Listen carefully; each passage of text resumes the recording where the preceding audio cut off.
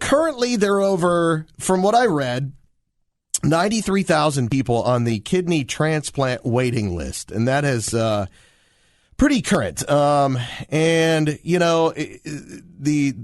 saying that based on the research that I saw, a deceased donor could be 5 years in the waiting. And in some states, it's closer to even 10 years. There's some different ways they prioritize how the patients, how long they've been on the waiting list, blood type, immune system activity, other factors, all of that. Something that happened that was really, really interesting when Elise Chingari was working for Channel 4. You were a reporter for them. You were headed home to Cleveland. Is this correct? Am I setting this up right? Yes, I was heading home for Thanksgiving, actually. And what year was that? So this was November of 2018. Okay. So obviously we're a year and a half removed from this, and you fall in behind somebody on 71 as you're heading north, correct? Correct. All right, so take us through what happens right here. So I'm behind this little white car, and I see this sign that takes up the space of the entire back window, and it just says, "I need a kidney."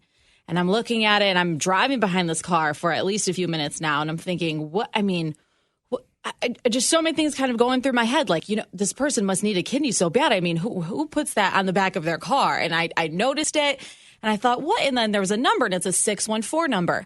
I'm like, and something just told me to call that number. So I need a kidney is on this car that is in front of Elise on the back of the vehicle with a phone number, and you decide to call this phone number. Yes. And then who picks up the phone when you call? Jeannie, who's sitting right next to me. So Jeannie, who is also here in the studio, she picks up the phone, and I'm sure you were getting, well, maybe you weren't. Were you getting, first of all, welcome to the show. Thanks for coming in. Thank you. This is a really cool story, and you were you getting a lot of phone calls? Because you had the phone number on the back of your car driving around. I wasn't, and I'd been on the waiting list for almost 3 years at that point. Wow. So I got desperate, basically, and thought, I heard about people putting it on Facebook. I did that. I thought, let's put it on the car because I drive all over the place. Sure. And how long had you had it on the vehicle? Oh, probably almost a year. When Elise called you? Almost a year. And so then, did you get any dead ends up till there? Yes, I got several. Okay. I got several calls. I got several thumbs up from people. Right. But a lot of the calls that I received were dead ends. Yeah. Or let me see what I can do to help you. Send me the information and the materials, which I always did. I got their email, and I was getting a little bit discouraged at that point. All right. So when you pick up the phone and Elise is on the other end, did you say, I'm with Channel 4, I work, or did you leave all of that out? I left all that out at first. I just said, hi, I'm driving behind you. And I was kind of like, oh, this is so strange. Like, just right here behind her. And I just said, the sign on, and Jeannie sounded so excited that I called. And I said, tell me about the sign on your car. And as she's talking to me, I said, I'm a reporter in Columbus. I found out that she lived nearby. I remember this story when you aired it. I remember this whole thing. And we didn't even know each other yet. No, but I remember the whole thing thinking, this is so cool. Seeing that this story was so cool. But anyway, continue. Sorry. He remembered it when I told him. He's like, I remembered seeing that in the news. Absolutely. So we were talking on the phone, and she was telling me, how she's had the sign up. She had her son in the car. They were visiting, family, and they were going to Cleveland as well. And so we were just talking, and then I said, I'm a news reporter. I said, is this something that you would possibly want to talk about and get that? She's like, absolutely. Yeah, of course. That's what she's been going for here. And the way it works in the newsrooms is, every day you come in with at least 3 enterprise stories to pitch. So I came in and, I also called the National Kidney Foundation so I can at least have numbers and kind of turn this into, national Ohio story. Here's how many people need kidneys. There's this woman, Jeannie, and, at first when I pitched it, I will say, it was kind of like, oh, okay, well, we'll come back around to it. And I was like, no, we need to do this story. So I kept pushing for it and pushing for it and pushing for it. I pitched it every day for at least a week, and I was finally able to do the story. All right. So let me ask, too, at this point, when you get the call from her, you're on borrowed time at this point? What were they? What was the medical community telling you? I was approved for the kidney wait list in 2016. And then I had to start dialysis right after Thanksgiving that year. Okay. So that was not something I wanted to do. Sure. Because I'd limped along as long as I could for 8 years without needing dialysis. So I felt like I was on borrowed time because there are two kinds of there's hemodialysis and peritoneal dialysis. Neither one are anything I wanted a part of, but Right. I didn't have a choice. So I had already gone through the surgery to place a catheter in my stomach. And so when she said, could I put this on, I thought, yes, nothing else is working. Maybe this will shorten my dialysis. So when you, time. with the dialysis, both of the type that you describe here are daily? The hemodialysis is usually 3 times a week for 4 hours at a time. Oh. And that's where they take your blood and put it through a machine and, Yep. and purify your blood.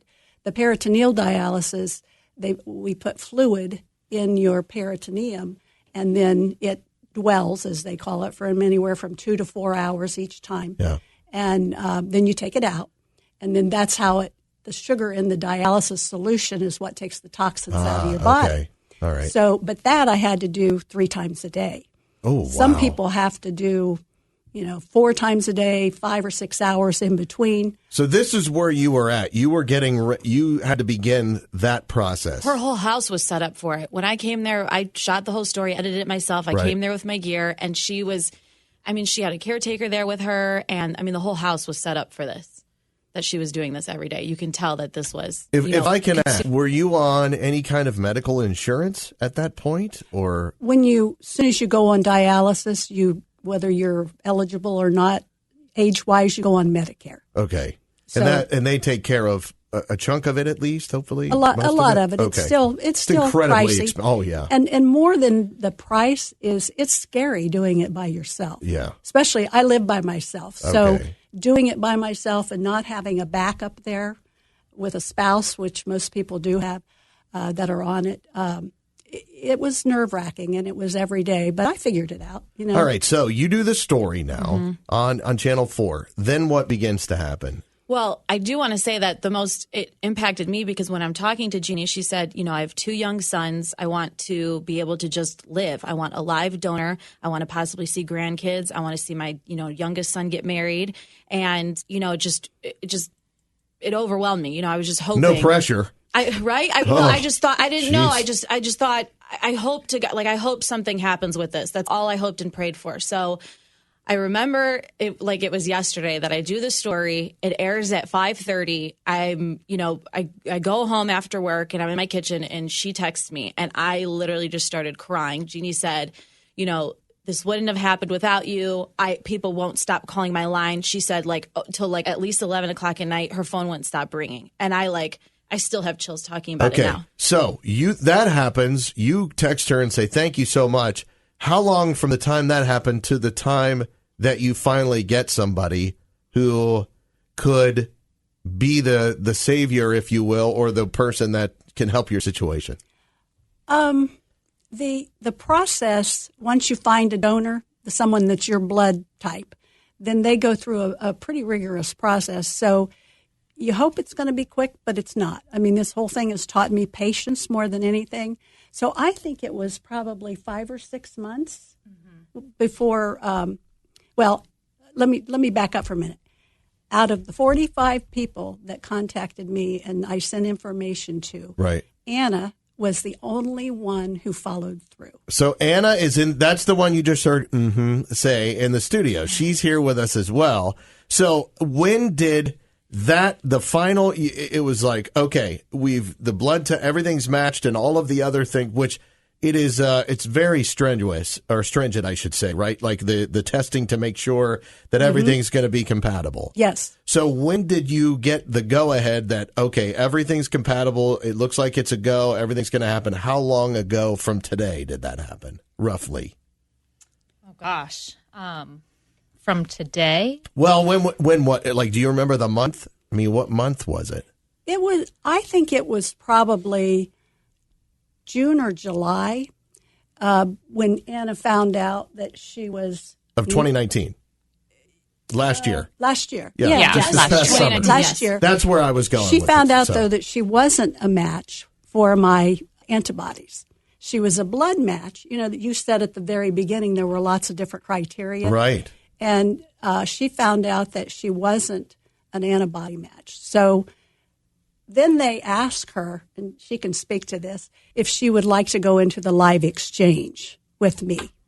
Because to get into the live kidney exchange, you have to have a donor who's not a antibody match with you. Right. They're blood match. Blood match, but not antibody But they match. can't give you the kidney because your body would reject it.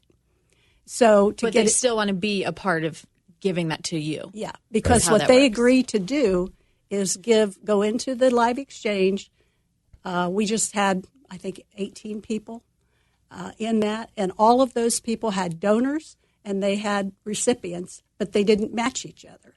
So they took everybody's information and ended up saying, okay, I have someone to match Jeannie. Anna has somebody that she's going to give to. But if it weren't for Anna, I wouldn't have gotten into the live exchange at all. It's absolutely unbelievable. I'm understanding now what you're saying, because she specifically couldn't give you her kidney because of the antibodies did not match. But yet she could give someone else in exchange for them matching you and then giving you the kidney that you then need, Jeannie. Is that correct? Yeah, it's not a one-to-one match. You put all these people together, and I got a kidney from Jen, who was in there for her dad. Her dad got a kidney from someone else that was in there. So you're helping multiple people. It's unreal. All right. It's great. So yeah, this is incredible. All right. So we'll continue this story momentarily. This is really cool. Thank you guys for coming in, but more on this in just a second. Traffic and weather every 10 minutes. All right. So Dave Mann in the studio with me today. Elise Chingary is here. Campy's producing us, and Jeannie and Anna are in the studio now. Jeannie was waiting for a kidney for, again, now that I have to actually just kind of reset and spew all this out, all of the actual dates escape me. But you had been basically waiting, Jeannie, for the better part of, did you say 8 years? Yes. Okay. I was diagnosed with end-stage renal disease in 2016, and I went through the evaluation at Ohio State then. Okay. And then once I got on the list, then I was on it for over 3 years. So to reset, Elise does a story in November of 2017. 2018. 2018. Mm-hmm. And the story was based on, she had kind of fallen behind Jeannie on 71 North. Both were headed to Cleveland. Jeannie has a sign in the back of her car with her phone number saying that she needs a kidney. Elise was working, by the way, at that time for Channel 4, and then decides to call her and goes, hey, I'm right behind you. Is it okay if we do a story on the air? They do a story on the air, and then Anna enters the picture. And so now Anna was a donor for somebody who is in, and you guys know that I want to call it the pool, but is that how you say it or no? The live exchange. The live exchange, which basically it was a group of 18 people who, if you don't necessarily match the exact person you're trying to donate to, you donate to somebody in the live exchange who then may have to donate to somebody in the live exchange who then may have to donate to somebody in the live exchange who then ultimately gives to the person that you're trying to donate to. So that's probably a good to get the audience caught up to where we're at right now. You live in Upper Arlington, Jeannie, and then you're in Delaware, Anna. That's right. How did you hear? You heard about this through the story that was on the air. Exactly. So then when you did the blood test, you matched the blood, the antibodies didn't match. You decided the live exchange is some way that you could do. And then now you were just basically push the pause button, correct? You're just kind of in a holding pattern. Yeah, for a long time it felt like forever. So when your phone rings and you get the call from who would have been OSU? OSU, yes. So then they call you and say, okay, it's a go, we're going. First of all, let's go back to when did you decide? What made you decide to do this? Because you see Jeannie, you don't know who she is. Right. You see the story on the news and you go, you know what? I'm going to help this person. I heard you can live with one kidney kind of thing. I had never considered donating a kidney. It wasn't something that I had, dreamt of doing as a child. So I was, getting up early one morning for work. I usually get up at 4:35, and I was watching the news, and I had time to drink my coffee, and I saw Jeannie. And when I saw her, I knew I was going to help her. And I didn't know at that time that I was going to give her my kidney, but I emailed or called. I can't remember which one. I think I emailed. And I just said, hey, I saw you, and I'm thinking about you. And then I think a month went by maybe, and I checked back in, and I just felt compelled to check back with her. And she said lots of people had inquired, but nobody had really pulled the trigger and followed through. And that's when I decided, hey, I'm going to be that person. I'm going to follow through for her, and I'm going to stick with her. So I was able to stick with her, and it was a long journey, but eventually we did get that call from OSU, and I just remembered the day that they told us that we had a surgery scheduled. I dropped my phone and I got chills. And wow, that's absolutely, that is incredible. Elise Chingari is in the studio with me, and Campy producing. Dave Mann's here today too, and Jeannie and Anna are here in the studio. Anna, by way of the live, I forgot the term again. I should have written this down.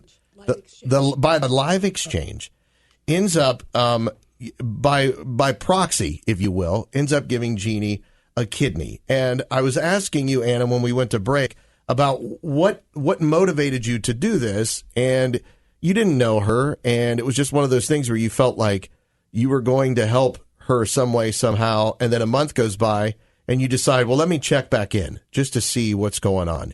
And then she says, at that point, nobody, there wasn't anything, further with that.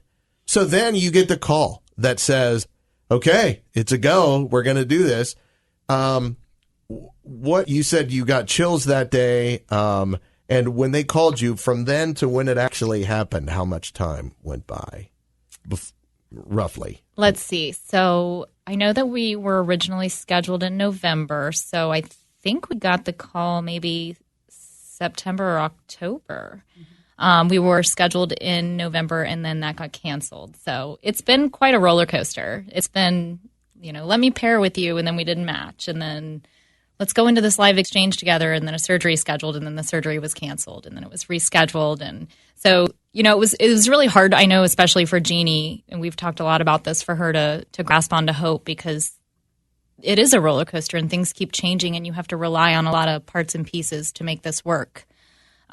So after the November surgery was canceled, we were both pretty discouraged, and nothing had been set back up.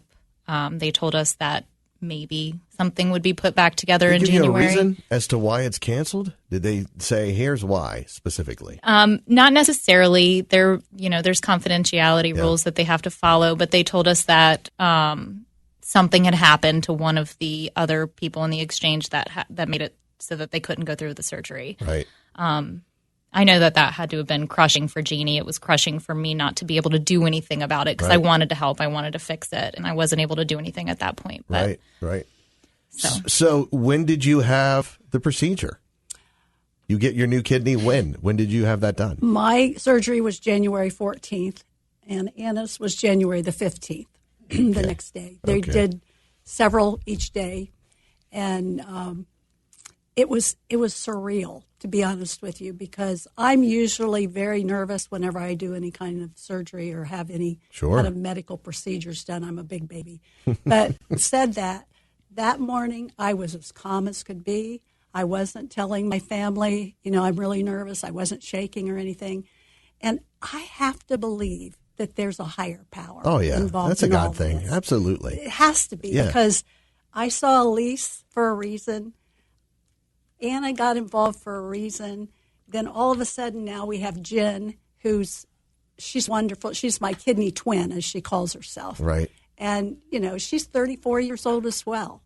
And remember, I said at the very beginning, they told me I'd never get a younger kidney because they try to match you with somebody a similar age. Yes. Because for obvious reasons. That's correct. Okay. And they like to give the younger kidneys to a younger person. Sure.